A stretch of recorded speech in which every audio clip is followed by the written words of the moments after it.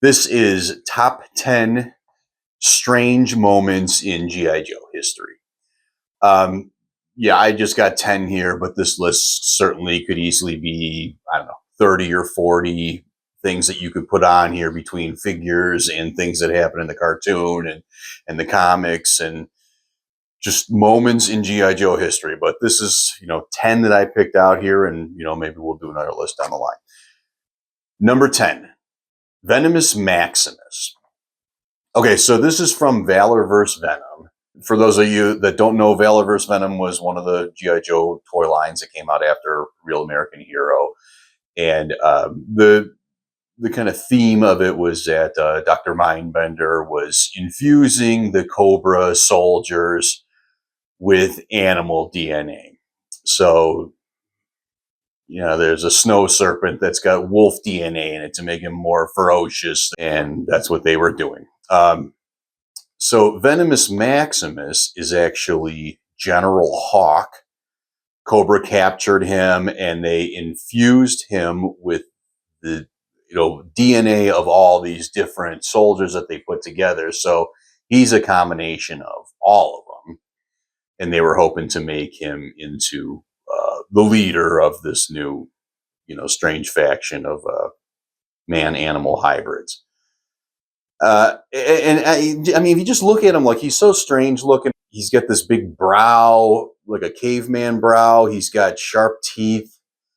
One of his arms grew longer than the other, and it changed color. He's got medieval armor on. I can't believe that this is a G.I. Joe figure. I can't believe that this is part of G.I. Joe history. It seems really off center. It seems just crazy out there, and it's a strange one. Number 9, Bludgeon. Bludgeon is really more of a Transformer character, but they made a G.I. Joe figure of him, so I'm putting him in here. But Bludgeon is a Decepticon who is a pretender, which is a type of Decepticon that they have an organic shell. So they're like a robot with human flesh or some sort of organic flesh on them, and robots in disguise. This is a robot in disguise as a human being, although he has the face of a skeleton.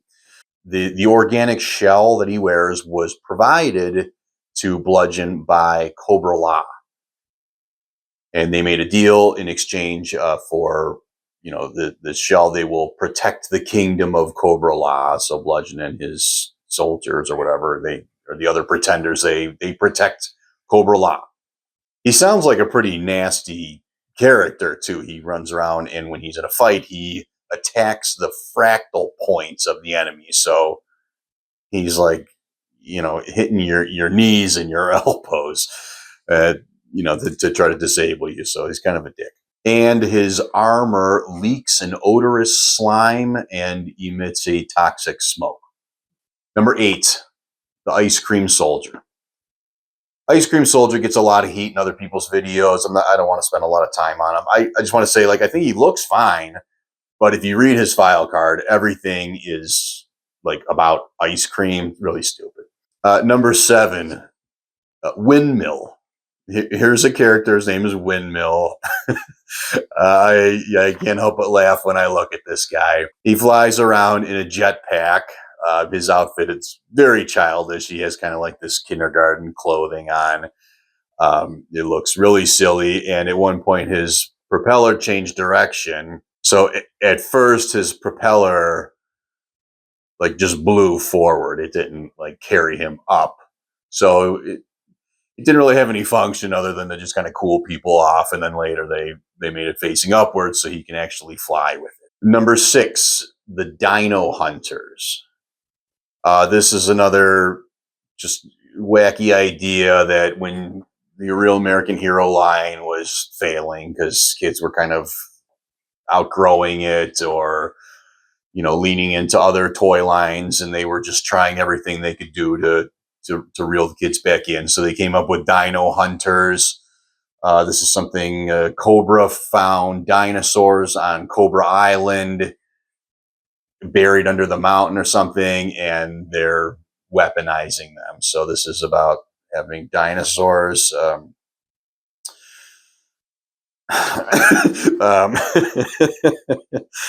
and the dinosaur that it comes with looks like a toy you would get at a gas station when you're on a road trip to just keep your kid quiet for 5 minutes. It looks like if you squeeze it, it makes like a squeaking noise. It's like almost a dog toy. Terrible looking toy. Stupid idea.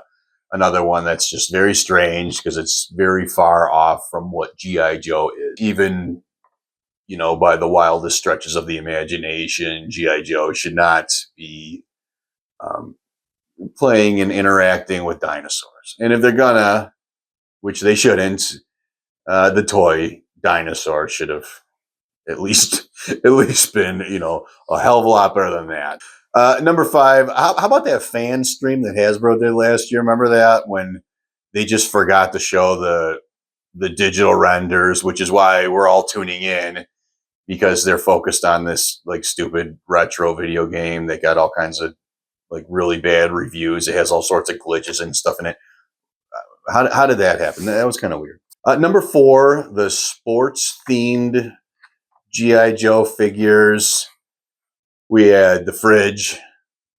He had a hammer that had a football on the end of it. He was a famous guy at the time. They had they had a little bit of a celebrity presence in there.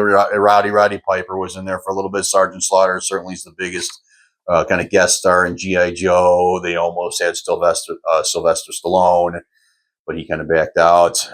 And then we got some other ones too. Hardball, he's got like a grenade launcher. And I always thought that he shot baseballs out of that thing. It turns out it looks like it's a regular grenade launcher, so I should give him a little more credit, because forever I just thought he went around firing baseballs out of this cannon. Captain Gridiron was another football-themed guy. He had grenades that were shaped like footballs. He wore a football helmet.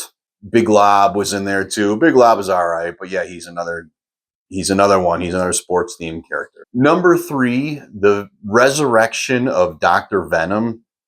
I just recently read this comic. So Dr. Venom was this evil scientist very early on in the old days of the G.I. Joe comic, and he was killed within, I don't know, a handful of issues. And then they brought him back. So he invented the brainwave scanner.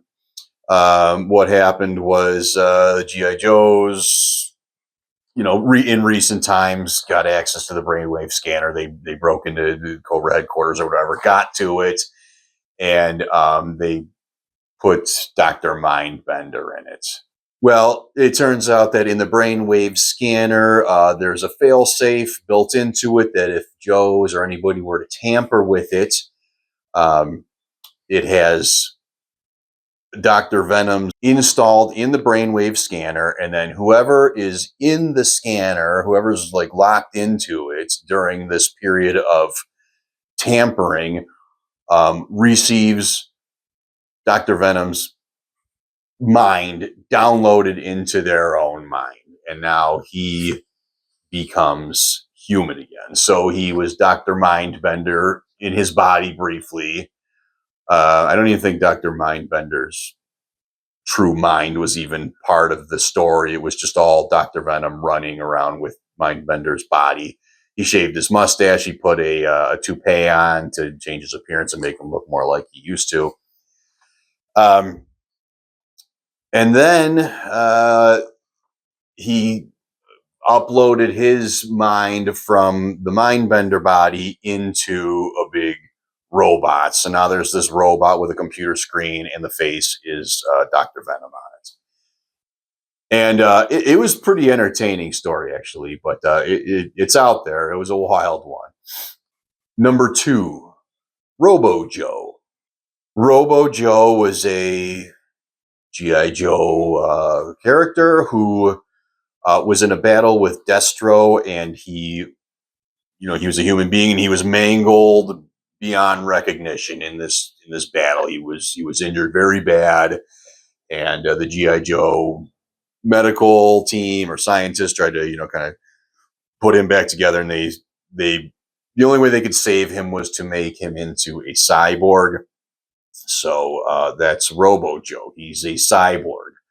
And I think if the Cobras did this, it would be a lot more believable, acceptable. It would make a lot more sense. But because the G.I. Joes turned one of their own into this bizarre cyborg, I think it deserves a spot on this list here.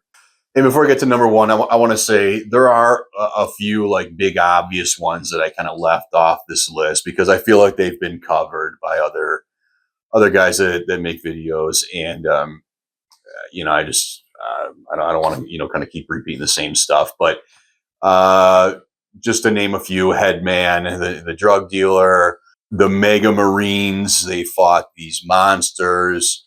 Sergeant Savage and the Screaming Eagles, Eco Warriors, Toxo Zombies, and the latter, I made a whole video about the Eco Warriors and the Toxo Vipers and Toxo Zombies myself already. All right, number one, Manimals.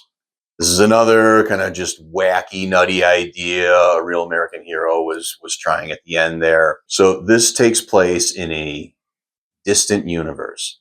These are aliens that mutate into meaner looking aliens.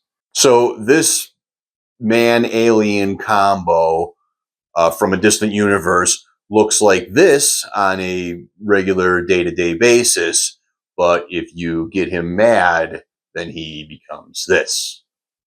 And another interesting thing about this line is this came out in 2001, but it was supposed to come out in 94.